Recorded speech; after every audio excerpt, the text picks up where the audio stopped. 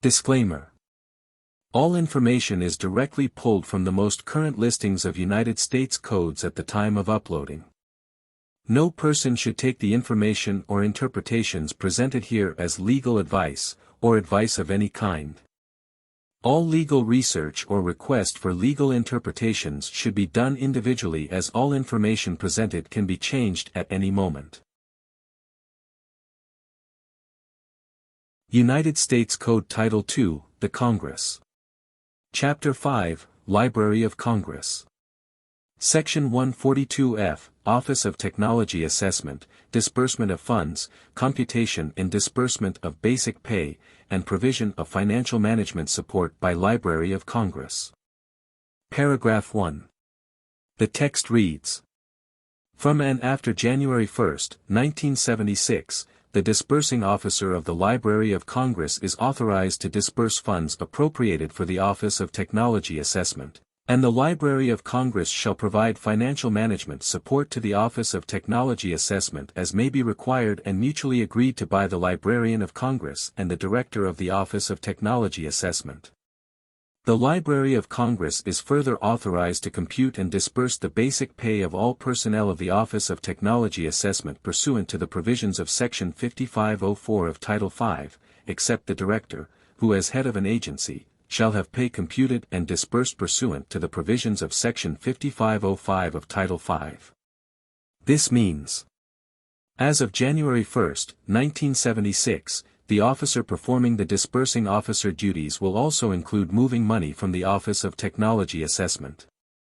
The Library of Congress is also responsible for Office of Technology Assessment financial management support, including paying the personnel of the Budget Office in accordance with Title V, Sections 5504 and 5505. Paragraph 2. Part 1. The text reads: All vouchers certified for payment by duly authorized certifying officers of the Library of Congress shall be supported with a certification by an officer or employee of the Office of Technology Assessment duly authorized in writing by the Director of the Office of Technology Assessment to certify payments from appropriations of the Office of Technology Assessment. The Office of Technology Assessment certifying officers shall.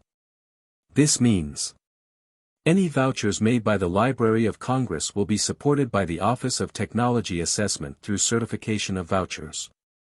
Paragraph 2. Part 2.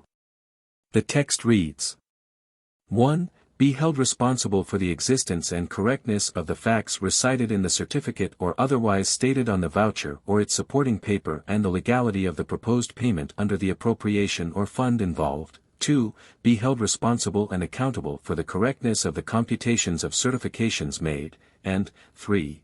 Be held accountable for and required to make good to the United States the amount of any illegal, improper, or incorrect payment resulting from any false, inaccurate, or misleading certificate made by him, as well as for any payment prohibited by law which did not represent a legal obligation under the appropriation or fund involved.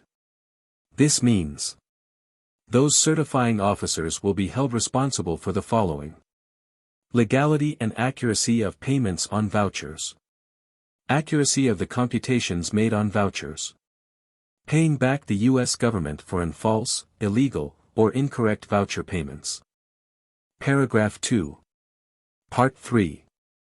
The text reads: provided that the Comptroller General of the United States may, at his discretion, relieve such certifying officer or employee of liability for any payment otherwise proper whenever he finds, 1. That the certification was based on official records and that such certifying officer or employee did not know, and by reasonable diligence and inquiry could not have ascertained the actual facts, or 2.